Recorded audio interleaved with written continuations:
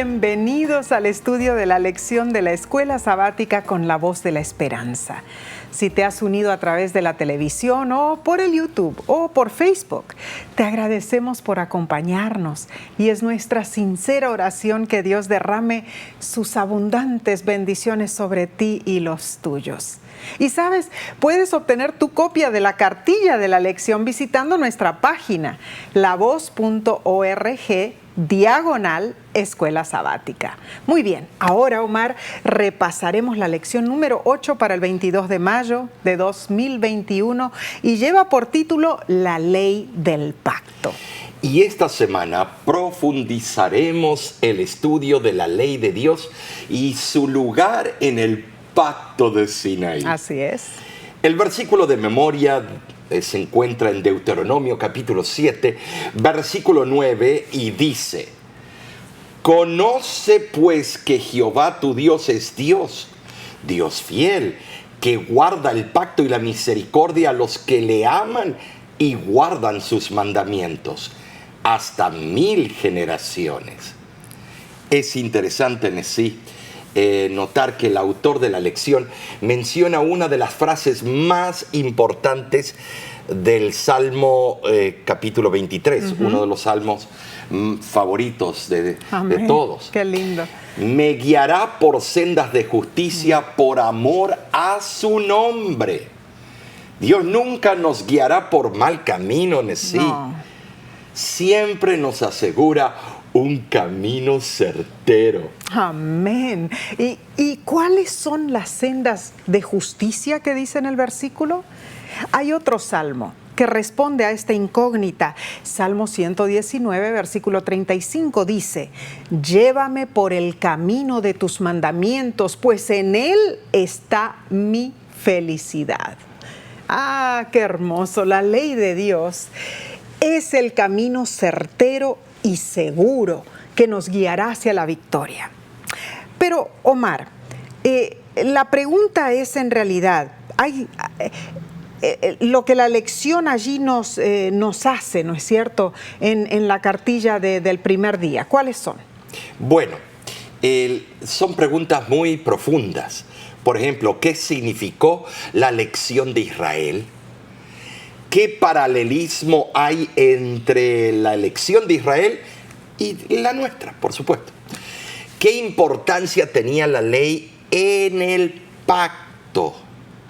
¿Será que el pacto nos llega en forma incondicional? ¿Y por qué la obediencia es una parte tan esencial de la relación del pacto? Bueno, podemos comenzar diciendo que la ley de Dios es el único camino firme que tenemos. Amén. Amén. A través del traicionero pantano de la existencia humana tenemos la segura palabra de Dios. Ah, gloria y a Dios. Escrita, luego transferida, escrita con su propio dedo. Así es. Ahora, Omar, el versículo que leíste, ¿no es cierto?, allí al principio, en Deuteronomio 7:9, dice que Dios es fiel. Esto nos hace reconocer que nosotros somos seres débiles y pequeños. Y hay tantas cosas que no podemos controlar, como el clima, la economía mundial, la política, las actitudes de quienes nos rodean, las decisiones de otras personas, incluso escapa a nuestro control nuestra propia salud. ¡Ah! ¿Cuánto necesitamos un Dios fiel en quien podemos apoyarnos y saber que Él tiene todo bajo control? Y qué bueno que lo mencionas, Nesí, porque la palabra traducida fiel es un participio del verbo aman, que en el hebreo significa permanecer, apoyar, estar firme, y recalca la idea de una total confiabilidad. La misericordia de Dios refleja los conceptos de amor y deseo ferviente de bondad desinteresada de gracia y yo diría, sí, también de favor. Ah, qué interesante, Omar, cómo la lección lo pone, ¿no es cierto? Entonces, pasemos a la lección a la parte del domingo 16 de mayo, que se titula La elección de Israel. Ahora, en esta parte, Omar, vemos la razón por la cual Dios eligió a su pueblo. Y dice Deuteronomio capítulo 7, versículo 7, no por ser vosotros más que todos los pueblos os ha querido Jehová y os ha escogido, pues vosotros erais el más insignificante de todos los pueblos. Aún 200 años después de haber sido hecha la promesa de este versículo, no había más que 70 varones en el pueblo escogido.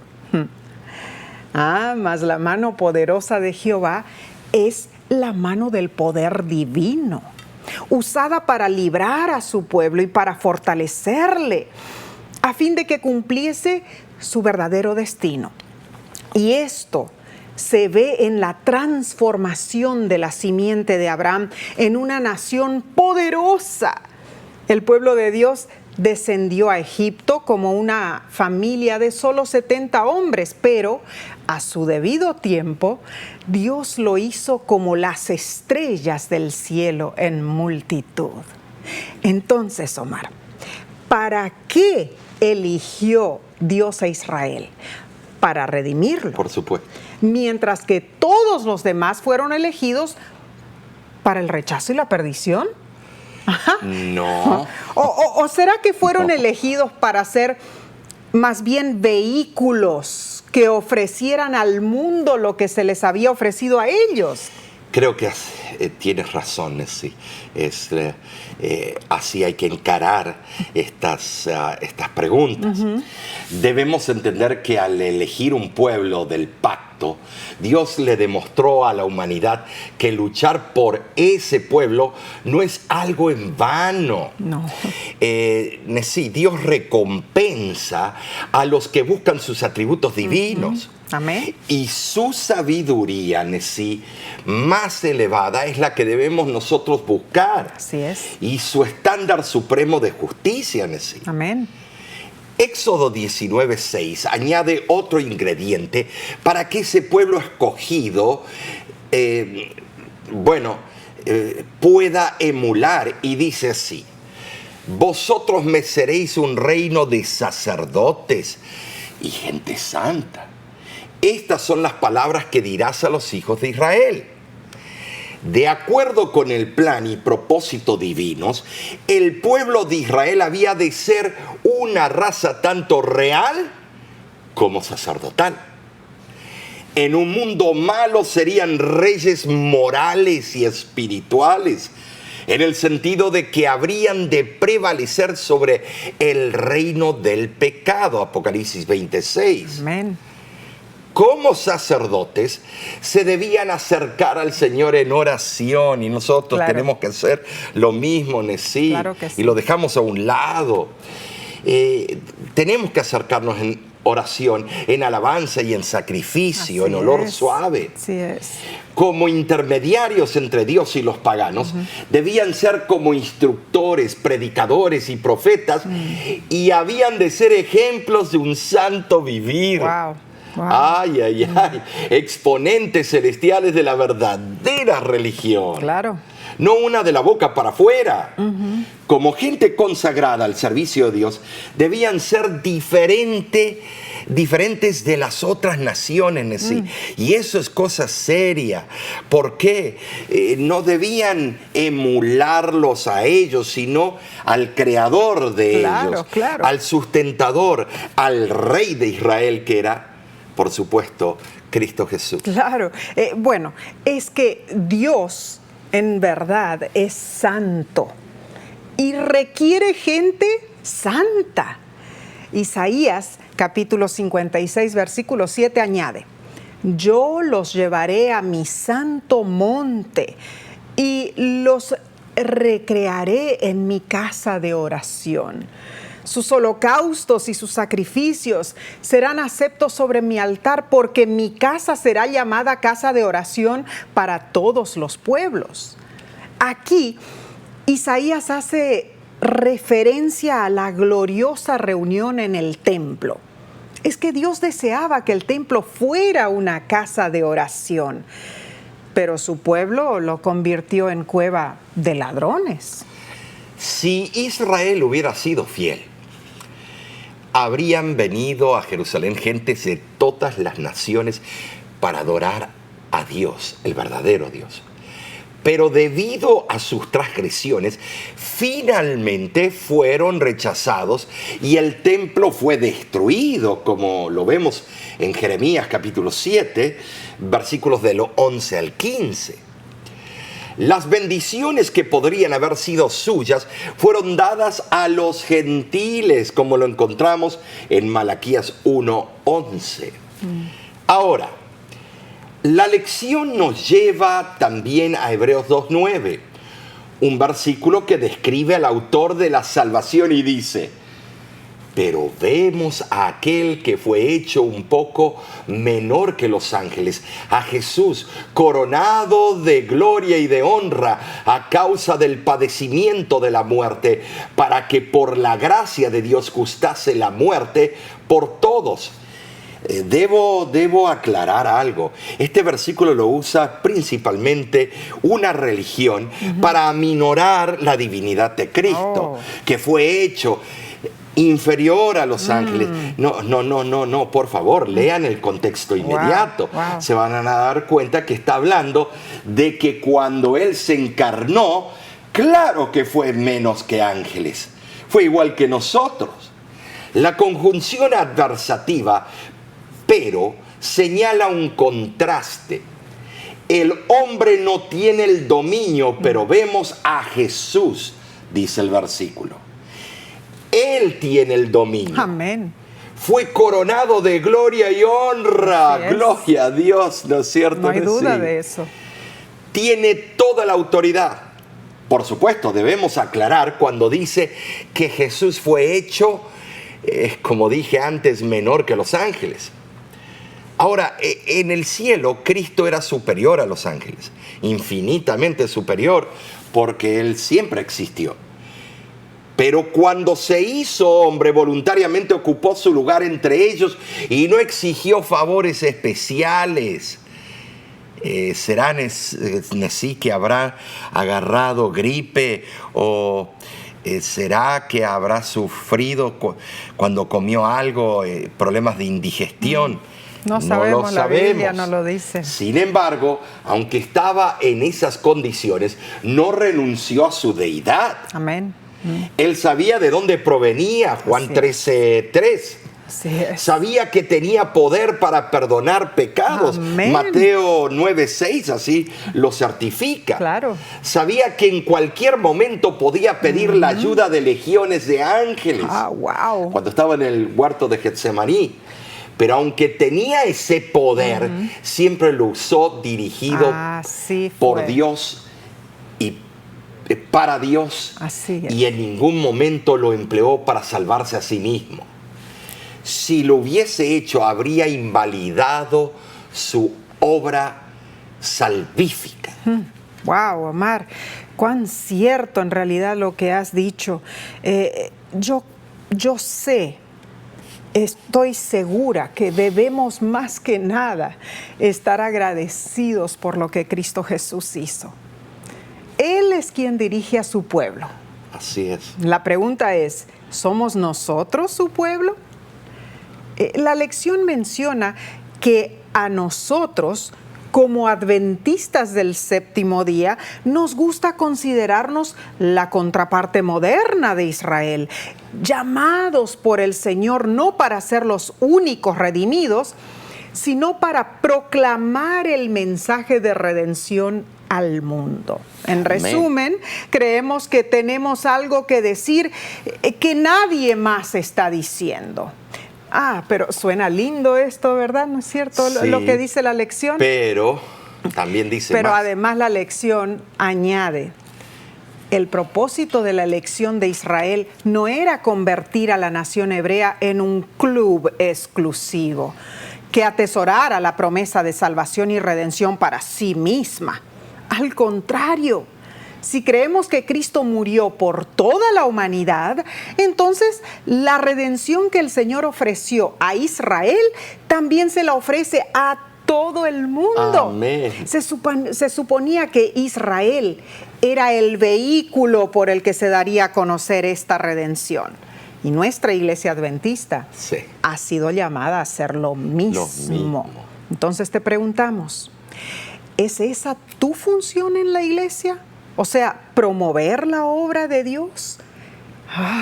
¿O será que estás siendo piedra de tropiezo? ¿Cuánto oramos para que el Señor te ayude a ser esa persona que predique el Evangelio? Es precioso en realidad, Omar, cómo la lección explica la importancia que tenemos nosotros como hijos de Dios, como miembros de la iglesia adventista. La palabra clave que usaste es un club. No es un Israel club. lo hizo como un club. Así es. Nosotros tenemos membresía y nadie más. El resto de ustedes son la chusma. Son, la escoria del mundo. Son inmundos. Y para llegar a la salvación tienen que pasar por circuncisión, esperar unos 6 meses afuera del campamento de Israel para ser aceptado, como Rahab tuvo que hacerlo. Entonces, algunos hoy en día sí lo toman tan a pecho que también para bautizarse tienen que demostrarse por 6 meses, un año, que son santos. Que son santos y caminan la santidad para luego ser aceptados y ser bautizados. Y esa mentalidad la tenía también Israel. Claro. Cuidado con eso, porque la salvación no depende de lo que tú digas y lo que dice un grupo selecto de líderes, sino la salvación depende de lo que dice Cristo Jesús, Amén, que es la salvación. Venid a mí todos los que estéis cansados y trabajados, que yo os haré descansar. Estimados, Él es la fuente de la salvación. Amén. Y todos los otros pormenores que hemos puesto y acumulado a través de todas las edades, el cristianismo y en nuestra iglesia, lo que sea, son tradiciones de hombres que debemos enfocarlas al verdadero que salva, Así Cristo es. Jesús. Cuánto cuidado debemos tener en cuanto a eso. Claro. Pero Omar, entonces pasaremos a la parte del lunes. Pero antes tomaremos una corta pausa. Volvemos enseguida, no te vayas.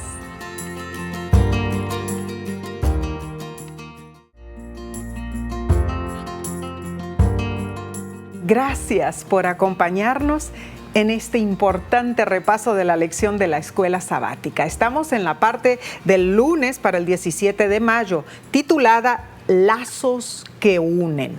Ahora, Omar, la palabra lazo nos da la idea de algo que mantiene unido, que amarra, y con lo cual también se recibe protección y seguridad, ¿no? Sí. Así es, sí. Y algunos lo practican en las bodas, ponerse el lazo de unión. Usan un lazo como para representar visualmente el vínculo inquebrantable entre los novios, esa fuerza que los une y los protege. Es un símbolo, y nada más, de esa conexión que solo ellos dos comparten. Así es. Deuteronomio 4:13 dice: y Él os anunció su pacto, el cual os mandó poner por obra los 10 mandamientos y los escribió en 2 tablas de piedra.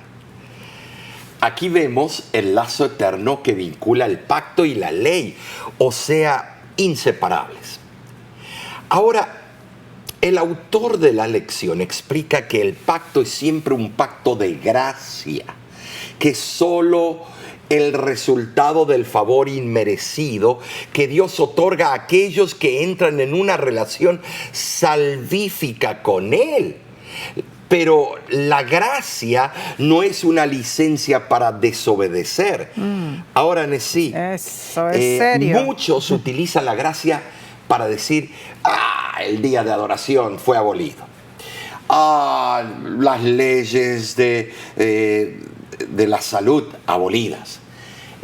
Y utilizan los versículos de Colosenses y Hechos y tantas fuentes erróneamente. Se confunden, ¿no? Se confunden. No, a veces es a propósito. Y entonces, ¿qué están haciendo con eso? Es como yo, cuando visité un hombre que me constantemente decía eso, yo tuve que poner el dedo sobre la regla, el renglón. Le digo, ¿usted tiene un arma de fuego? Sí. ¿Y la puede traer? Bueno, ok. La trae, era una 9 milímetros. Y entonces le digo, ¿me permite? ¿Puedo tenerla? Sí. Bueno, sí. Está bien. ¿Puedo apuntarla a usted y disparar? Dice, ¿está loco? ¿Qué está haciendo usted? Y reaccionó, sí, que parecía que me quería comer, morfar. Bueno, yo y estaría entonces asustada también. le digo, pero si no hay ley que me impide que yo agarre esta arma y le dé un disparo. La gracia no es una licencia para desobedecer. La gracia no es una licencia para desobedecer. No matarás. Claro. La palabra hebrea puede aplicarse a cumplir un acuerdo o contrato. O sea, hablando del lazo que une el pacto y la ley. Claro, es claro. un acuerdo, un Los contrato. 10 mandamientos, leímos el versículo, claramente lo dice. Así es. Es probable que provenga del verbo hebreo que significa atar, ligar. Se usa respecto de un tratado o de una alianza. Así Génesis 14:13, así lo dice, y Éxodo 23:32. De un acuerdo también, segunda de Samuel, capítulo 3, versículos 12 y 13. Y de los votos matrimoniales, Malaquías 2:14. Es interesante, Omar, porque también el autor de la lección trae a relucir que varias expresiones bíblicas como ley, de Salmo 78:10, testimonios, dice, estatutos, mandamientos y palabras de Jehová, todas están estrechamente relacionadas con la palabra pacto. O sea, era un pacto sempiterno. De eso no hay duda. Para la posteridad. Sí. Sí. Jeremías lo menciona como las palabras de la ley de Dios, los estatutos, los testimonios y los 10 mandamientos de Dios. La ley realmente significa todo lo que Dios le dijo a Moisés que le comunicara al pueblo de Israel. Cómo iban a vivir y cómo iban a adorar, a Dios. Entonces, en realidad, esto no procedió de Moisés, solo vino a través de él. Dios lo utilizó a Moisés para comunicar su voluntad al pueblo. Los requisitos que Dios presentó eran esenciales para mantener una relación de unión con un pueblo escogido. Claro que sí. Y fue como que Moisés fue usado como un instrumento para comunicarle al pueblo, pero había leyes temporales, claro, y la ley inmutable. Claro, lo que sucedió tristemente, Omar, es que al mismo pie del Sinaí, Satanás empezó a forjar sus planes para derribar esa ley de Dios y la unión entre Dios y su pueblo.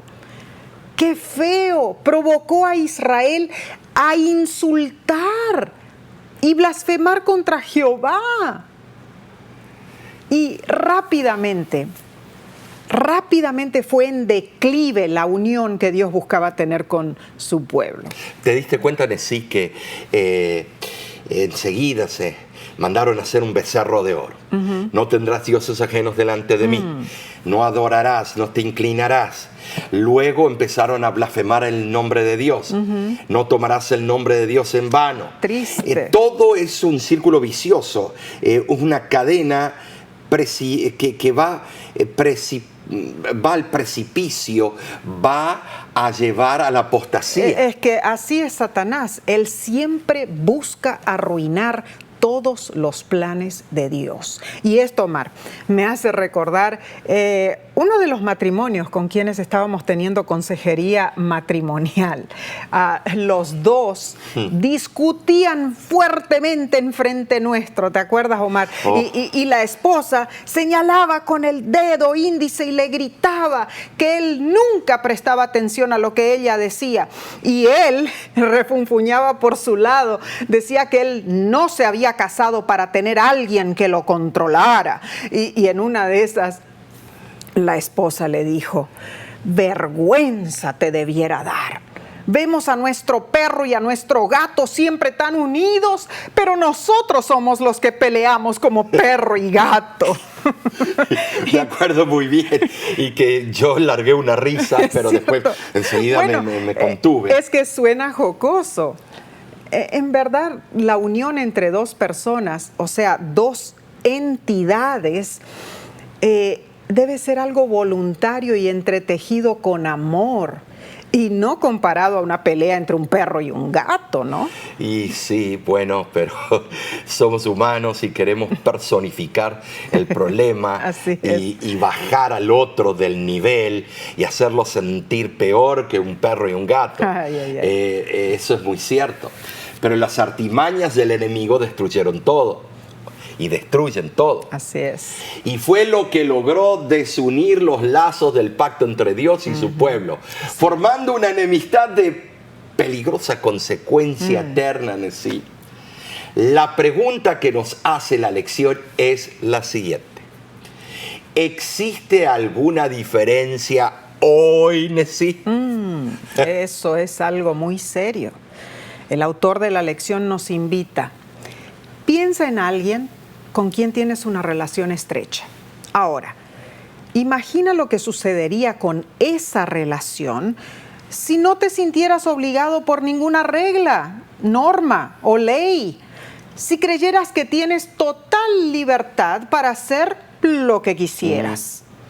Aunque digas que amas a esa persona y que solo el amor decidirá cómo te relacionas con él o con ella, ¿por qué todavía se necesitan reglas?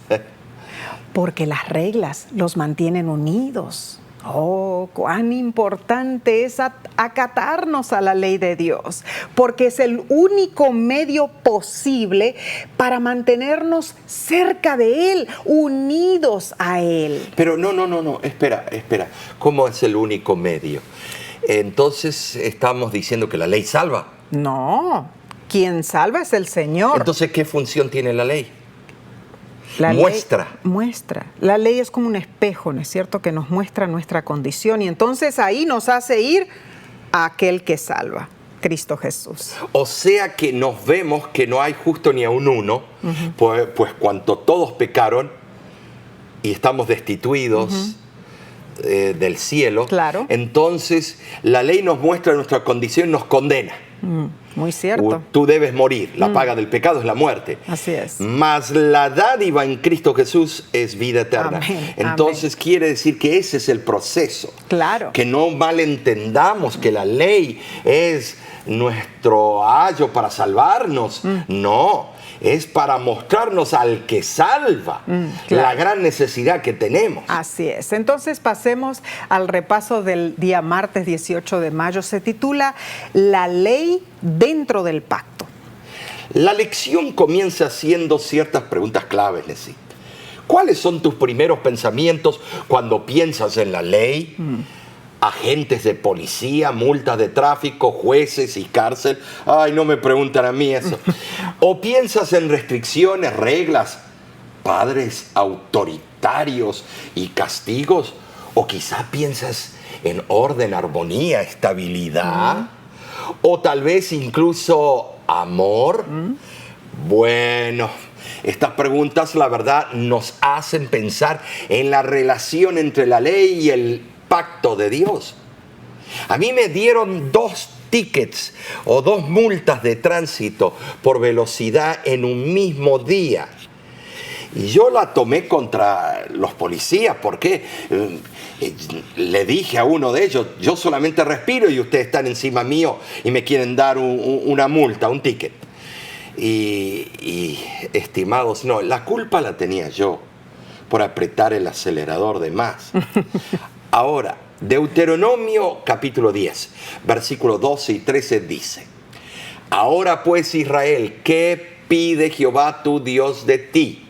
Sino que temas a Jehová tu Dios, que andes en todos sus caminos y que lo ames y sirvas a Jehová tu Dios con todo tu corazón y con toda tu alma, que guardes los mandamientos de Jehová y sus estatutos, que yo te prescribo hoy para que tengas prosperidad. Recordemos que todas estas instrucciones eran para el bien del pueblo de Dios. Ahora, cuando tú le dices a tus hijos o a un adolescente, haz esto, puedes hacer esto, el otro, la verdad que todos, tú y yo, hemos pensado de nuestros padres que eran unos metiches. Siempre cuestionamos, ¿no? Siempre cuestionamos porque queremos abrir nuestras alas y salir revoloteando y entonces queremos la autonomía. Pero eso no quita la importancia de que un padre siempre va a ser un padre y siempre va a aconsejar, claro, aunque sea tomado como un metiche. Y recordemos que la pregunta del versículo que leíste, Omar, es: ¿qué pide Jehová tu Dios de ti? ¿Qué pide Él de nosotros?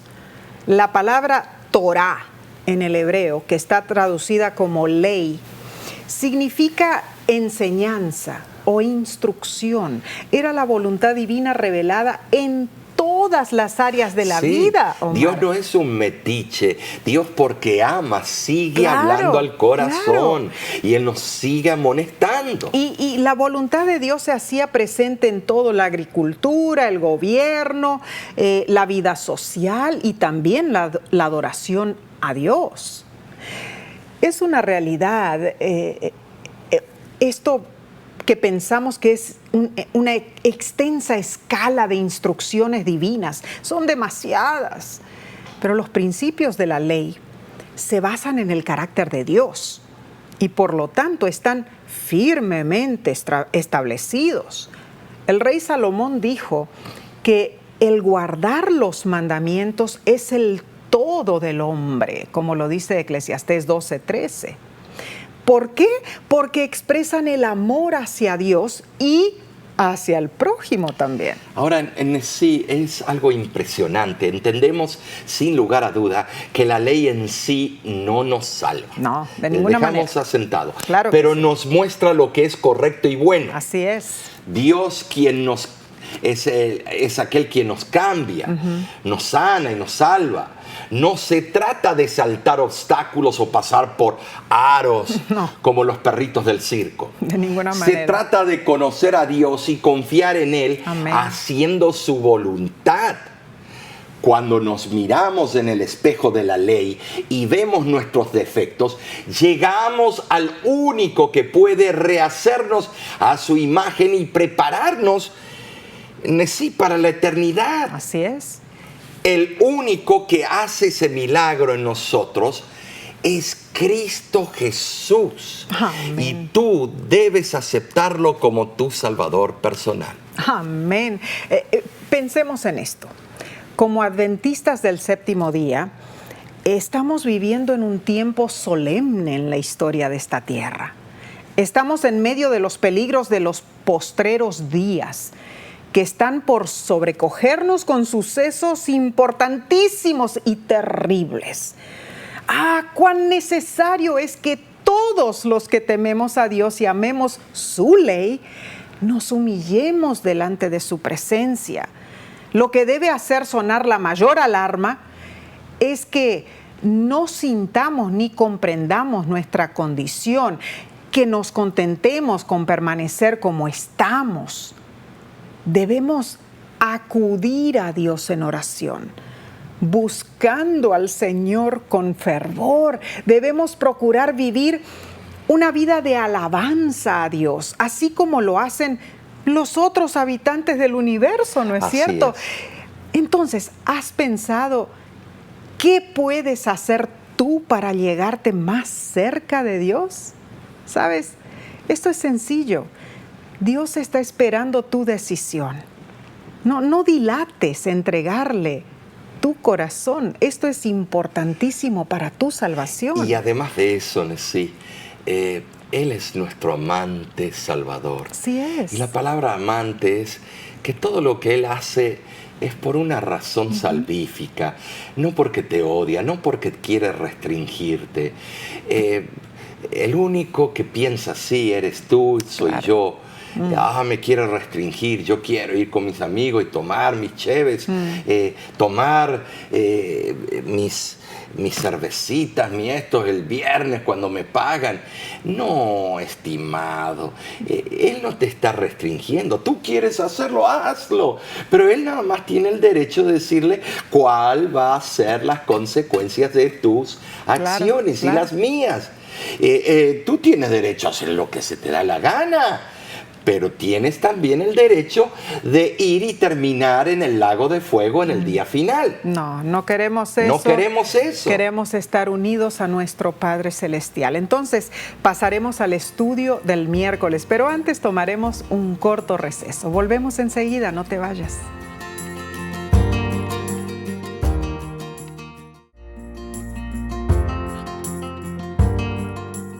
Gracias por acompañarnos en el estudio de la lección de Escuela Sabática. Estamos en la parte del miércoles para el 19 de mayo titulada La estabilidad de la ley de Dios. La palabra estable significa mantener el equilibrio, no cambiar, permanecer en el mismo lugar. Y sí, en Malaquías capítulo 3, versículo 6, es patético lo que Dios nos dice. Dios es un Dios estable y dice, porque yo, Jehová, no cambio. Por esto, hijos de Jacob, no habéis sido consumidos. ¡Wow! Eso me hace temblar. Más claro que eso, imposible. El Señor rechaza la acusación de ser un Dios variable, movible, o sea... que se mueve como las olas del mar. Volátil. No, los volátiles somos nosotros. Su santidad es eternamente inalterable y constante. Amén. Precisamente porque Dios no cambia, permanecen sus propósitos eternos para su pueblo.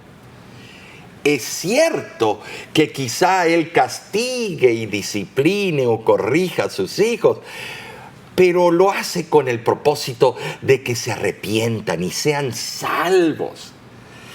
Como seres humanos, no podemos discernir todas las obras de su providencia, pero de algo podemos estar segurísimos. Dios es digno de confianza. Y como dice el autor de la lección, su universo está sujeto a leyes físicas y morales invariables. Este hecho es el que nos da verdadera libertad y seguridad. Claro que sí, Omar. Y Santiago, capítulo 1, versículo 17, presenta la misma característica inmutable de Dios y dice: toda buena dádiva y todo don perfecto desciende de lo alto del Padre de las luces, en el cual no hay mudanza ni sombra de variación. Aquí podemos confirmar que Dios es el único origen de los bienes morales y físicos. Cada impulso a dar se origina en Dios y Él no cambia. Es que la naturaleza de Dios es dar. La perfecta bondad de Dios es la seguridad que tenemos de que Él en realidad no es quien envía las dificultades que se producen exteriormente, ni las tentaciones que surgen del interior. Dios actúa mediante dádivas perfectas. Ahora, sí, siempre es el inmutable Dios con el eterno anhelo de salvar Amén. por todos los medios posibles. Sí. Gloria a Dios. Él no se cansa de salvar a los perdidos en un mundo extraviado. Amén. Él lo hace porque te ama. La lección incluye una cita candente del pastor Walter Beach y dice: la seguridad de que Dios es confiable radica en la verdad de que Él es el Dios de la ley. Su voluntad y su ley son una sola cosa. Dios dice que lo que está bien porque esto describe las mejores relaciones posibles. Por lo tanto, la ley de Dios nunca es arbitraria. No está sujeta a caprichos ni fantasías. Es lo más estable del universo. Tremenda cita, Omar. Tremendo pensador. Claro, claro. Ahora, la lección pregunta lo siguiente. Si la ley de Dios no puede salvar a una persona del pecado, ¿por qué Él la incluyó como parte del pacto? Y Amós lo contesta. En el capítulo 3, versículo 3 dice: ¿andarán dos juntos si no estuvieren de acuerdo? Este versículo señala que ambas partes deben estar aliadas. Y Deuteronomio 10:13 explica que la razón por la cual Dios desea que cumplamos sus mandamientos es para que nos vaya bien, para que tengamos prosperidad, dicen otras versiones. El libro El Camino a Cristo lo explica en forma contundente y dice así: la obediencia no es un mero cumplimiento externo, sino un servicio de amor.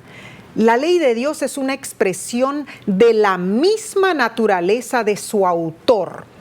Es la personificación del gran principio del amor y es, por lo tanto, el fundamento de su gobierno en los cielos y en la tierra. Si nuestros corazones están renovados a la semejanza de Dios, si el amor divino está implantado en el alma, ¿no se cumplirá la ley de Dios en nuestra vida? Cuando el principio del amor es implantado en el corazón, cuando el hombre es renovado a la imagen del que lo creó, se cumple en él la promesa del nuevo pacto. Pondré mis leyes en su corazón y también en su mente las escribiré. Y si la ley está escrita en el corazón, ¿no modelará la vida?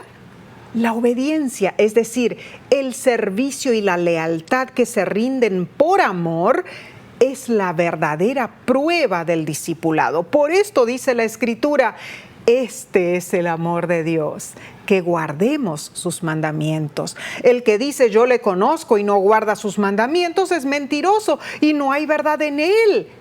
En vez de eximir al hombre de la obediencia, la fe, y solo ella nos hace participantes de la gracia de Cristo y nos capacita para obedecer. Esta cita no deja dudas. Explica la ley de Dios de una manera sencilla y maravillosa. La obediencia y la gracia están estrechamente ligadas, sin anularse una a la otra. Las religiones lo han complicado. Quieren que la gracia destruya la razón de la ley en el proceso de la salvación. Pero un lector concienzudo y siendo guiado por el Espíritu Santo podrá distinguir la verdad del error. Sí, grandes profesores de teología se van como los relojes de los abuelitos, el péndulo que va de una punta a la otra, se van de aquí para allá. Y estimados, debemos notar nosotros claramente de que hay un balance en el plan de salvación que es extraordinario. Tú y yo no podemos hacer nada por nosotros mismos. No. todo lo puedo en Cristo que me fortalece. Amén. Pero una vez que Cristo está en mí, Él es el que guarda la ley en mí, porque tengo Claro. una relación con Él. Pero ya no voy a matar, ya no voy a tener dioses, ya voy a guardar el verdadero día del Señor. Muy Por lo cierto. tanto, no me vengan con esos cuentitos de que algunos grandes pensadores, de que no, que hay que dejar eso, no te preocupes, deja todo. No, todo va junto, estimado. Claro. Todo. Y no es que hay conservadores y liberales, hay salvos de Cristo Jesús. Y esto lo podemos entender cuando pedimos en oración que el Espíritu Santo nos guíe a ver y distinguir la verdad del error. Claro. Ahora, la lección nos insta a observar a nuestro alrededor. ¿No puedes ver los efectos devastadores de la anarquía? Incluso en tu propia vida. ¿No puedes ver algún daño causado por violar la ley de Dios? Esto te puede ayudar a afirmar la bondad de la ley de Dios y por qué la ley debe ser parte esencial de nuestra relación con Él. Es nuestra oración que Dios nos ayude a ser sabios, en reconocer su santa verdad y en hacer su voluntad. Te das cuenta que es la ley del amor.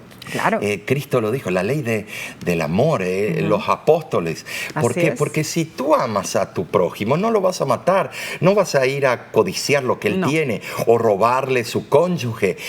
No vas, porque es una ley de amor y el amor es respeto y es obediencia. Muy cierto. Entonces pasemos al estudio del jueves 20 de mayo. Se titula Sí. Sí, sí. Yeah. Este título no denota la palabra sí como en afirmación, sino sí como conjunción de condición o una suposición. Comencemos entonces leyendo Génesis capítulo 18, versículo 19. Dice: porque yo sé que mandará a sus hijos y a su casa después de sí, que guarden el camino de Jehová haciendo justicia y juicio, para que haga venir Jehová sobre Abraham lo que ha hablado acerca de él. Aquí vemos que es como que Dios estaba seguro de que Abraham seguiría sus estatutos y los enseñaría a sus hijos. Dios podía confiar en Abraham porque él mandaría a su familia, no por métodos dictatoriales, sino por un precepto claro, por un ejemplo consecuente. Cuán importante es la educación en el hogar, mis hermanos, mis hermanas. En la educación de nuestros hijos, cada palabra, cada mirada y cada acto tienen su efecto. Tristemente, hay muchos hogares donde no enseñan con instrucción o ejemplo. Como padres y madres, somos responsables por la sagrada misión de educar a nuestros hijos. Así es, sí. Aunque a veces patalean, se enojan con nosotros porque no damos el mejor ejemplo, pero debiéramos combinar la firmeza con el amor. Amén. Como lo hizo Abraham. Claro. Abraham no. Muchas veces su ejemplo dejó que desear, pero fue el padre de la fe. Así es. Génesis capítulo 26, versículos 4 y 5 dice: multiplicaré tu descendencia como las estrellas del cielo y daré a tu descendencia todas estas tierras y todas las naciones de la tierra serán benditas en tu simiente, por cuanto oyó Abraham mi voz y guardó mi precepto, mis mandamientos, mis estatutos y mis leyes. Amigos, ¿se dan cuenta que la obediencia del Padre es aquí presentada como la razón para las condiciones que vendrían sobre el Hijo? Las bendiciones, Las en realidad, bendiciones, son perdón, grandes para son. aquellos hijos cuando el padre y la madre son obedientes a Dios. Claro. Santiago explica la fe de Abraham, por la cual fue correctamente alabado por Pablo en Romanos capítulo 4, versículo 1 al 5. Claro. Esa fe fue perfeccionada por su obediencia, lo dice Santiago capítulo 2, versículo 21 al 23. Ahora, tengamos en cuenta algo en claro. Ni la confianza ni la obediencia son completas. La una sin la otra. Muy cierto, profundo pensamiento, Oh, sí, Omar. sí. Confianza y obediencia. Exactamente. Y Éxodo capítulo 19, versículo 5 expande este concepto con eficacia. Dice: ahora pues, si diereis oído a mi voz y guardareis mi pacto, vosotros seréis mi especial tesoro sobre todos los pueblos, porque mía es toda la tierra. Cada hijo de Dios, cada cristiano consagrado, es considerado una joya preciosa para él. La ley permanece como la norma del deber, la norma de una práctica santa. Aquí vemos que Dios comienza con un sí condicional. Si dieres oído, si guardas mi pacto, si obedeces. Esto nos ayuda a entender las condiciones del pacto. Siempre debemos recordar que la gracia que trae salvación a todos los hombres no nos libra de la obligación de obedecer la ley divina. La característica condicional del pacto es indiscutible. Así es, Nessie. Ahora, el comentario bíblico adventista aclara. Dice así: antes de que mediante el poder y la gracia de Cristo una persona pueda comenzar a observar los preceptos de la ley divina, debe tener amor en el corazón. La obediencia a Dios, que no nace del amor, es tan imposible como inútil. Donde existe el amor a Dios, la persona automáticamente pondrá su vida en armonía con la voluntad Amén. Divina, como está expresada en sus mandamientos. Nessie, es como si agarraste un clavo, trajiste el martillo y le diste el golpe justo en el Una clavo. cita tremenda Y te voy a esta. decir por qué. Porque muchos tratan de justificar y le tienen un odio a la ley de Dios. Un odio porque dicen: ustedes son guardadores de la ley. No, cuando Cristo mora en mí, Él se encarga de que yo pueda acatarme a los principios y consejos que Él me da. Amén. Para muchos es imposible. Por último, ¿por qué no leemos Levítico, capítulo 26, versículo 3? Y es interesantísimo porque Levíticos 26, 3 nos dice así: si anduviereis en mis decretos y guardareis mis mandamientos y los pusiereis por obra. Nuevamente, Nessie, nuevamente vemos el sí condicional. Vemos una profecía sujeta a condiciones. Claro. Las bendiciones se derramarían sobre Israel si obedecía, mas los castigos seguirían a la desobediencia. Mucho de esto se cumplió en forma notable. Así es. Vemos a través de la historia los resultados funestos por elegir el camino equivocado, y de igual manera vemos las bendiciones que trae la obediencia a la ley de Dios. Y la sierva del Señor concluye diciendo: en los preceptos de su santa ley, Dios ha dado una perfecta norma de vida y ha declarado que hasta el fin del tiempo esa ley, que no ha cambiado ni en una sola jota ni en un tilde, sostendrá su vigencia ante los seres humanos. Cristo vino para magnificar la ley y engrandecerla. Mostró que se funda en el amplio conocimiento del amor a Dios y al hombre, y que la obediencia a sus preceptos abarca todos los deberes de éste. Su propia vida es un ejemplo de obediencia a la ley de Dios. Es impresionante, Nessie, la verdad, una hermosa lección. Precioso, yo Omar. quedo impresionado. ¿Por qué? Porque se le da la importancia al tópico completo de la Así es. salvación. La gracia magnífica está ligada con los preceptos de Dios, con su voluntad, Precioso. con los 10 principios. Amén, amén. En realidad hemos aprendido cuán importante es la ley de Dios unida al amor de Dios. Claro, por supuesto. El que me dice que la ley fue abolida, ¿y por qué entonces castigas tú a tu hijo cuando te desobedece? No vengas con ese razonamiento que es un razonamiento barato. Tú lo castigas porque desobedeció una regla que le pusiste. No te vayas a la calle porque te pueden pisar el carro. Le diste, es una ley de amor. Él no la puede guardar por sí solo, tú tienes que estar detrás de él, y él, si te ama, va a obedecer porque él no quiere morir antes de tiempo, ¿no es cierto? La lección claramente explicó que la ley de Dios constituía una parte fundamental del pacto, aunque era un auténtico pacto de gracia.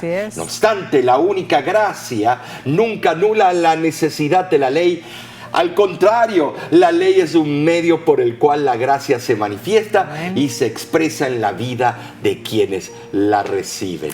Pero aquí no ha acabado todo. Ay, no, esto se pone más emocionante. Porque la semana que viene estudiaremos otra cautivante lección y lleva por título La señal del pacto. Así que acompáñanos nuevamente, claro que y sí, juntos seremos bendecidos por escudriñar la palabra de Dios. Te esperamos.